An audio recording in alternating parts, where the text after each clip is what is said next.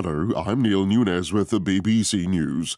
A Ukrainian official has said Russian forces have taken more than 40 villages in the Donbass region as the Kremlin continues its offensive in the east. But President Volodymyr Zelensky has denied Russia's claims that the strategic city of Mariupol had been captured. He said it wasn't over yet, and he was considering both diplomatic and military strategies to help the remaining Ukrainian resistance. He also said Moscow had rejected a proposal for an Easter truce. The United States has promised to send another $800 million worth of military assistance to Ukraine, as Namia Iqbal reports. This is a huge amount of money. President Biden said in that press conference today that he wants to keep the weapons and the ammunition flowing into the country. He paid tribute to Ukrainian soldiers, to civilians, and he didn't mince his words with President Putin. He said he will not take over Ukraine. Now, in terms of the package, it's similar to the $800 million that was announced last week for military assistance. These are weapons this time round that are needed to fight this particular front, this war that's going on in the Eastern Front. In a virtual address to a World Bank forum, President Zelensky said Ukraine needs $7 billion a month to make up for losses caused by Russia.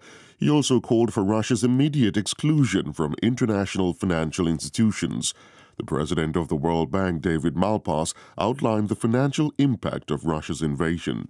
The World Bank Group has completed an early assessment of the physical damage. It puts the cost in terms of buildings and infrastructure, the narrow cost at roughly $60 billion. That doesn't include the growing economic costs to Ukraine's economy. And also, of course, the war is still ongoing, so those costs are rising.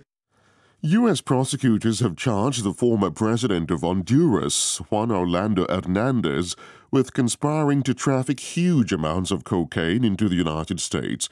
The U.S. Justice Department says Mr. Hernandez, who was extradited on Thursday, received millions of dollars from drugs gangs, including Mexico's Sinaloa cartel. It accuses him of operating Honduras as a narco state, using the proceeds to enrich himself. Mr. Hernandez denies any wrongdoing. The Portuguese authorities have formally identified a suspect in the disappearance of the British toddler Madeleine McCann nearly 15 years ago. There are less than 2 weeks before a statute of limitations takes effect.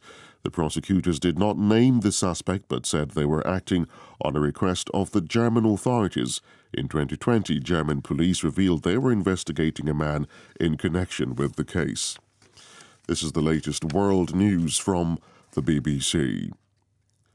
The French military says it's filmed Russian mercenaries in northern Mali burying bodies it says are being used as part of a campaign of lies against French troops.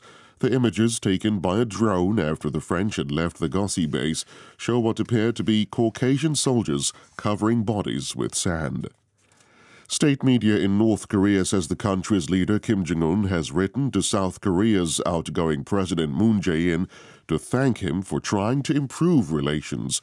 The two men met 3 times, but relations deteriorated after a summit between Mr. Kim and the former U.S. President Donald Trump was abruptly cut short in 2019. The Brazilian President Jair Bolsonaro has pardoned a right-wing congressman who was sentenced to almost 9 years in prison by the Supreme Court earlier this week. Daniel Silveira was convicted of threats and incitement to violence against the rule of law and democratic institutions. He's been a leading figure in protests by supporters of Mr. Bolsonaro against the Supreme Court. Researchers in Britain say the largest ever analysis of thousands of tumours has unveiled a host of clues about the causes of cancer. Some of their findings suggest there are additional causes of cancer which aren't yet fully understood. Here's Samita Mundasad.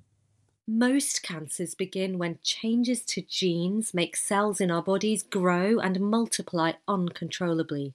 In the largest study to date, researchers analysed the complete genetic makeup or whole genome sequences of thousands of tumours from more than 12,000 NHS patients.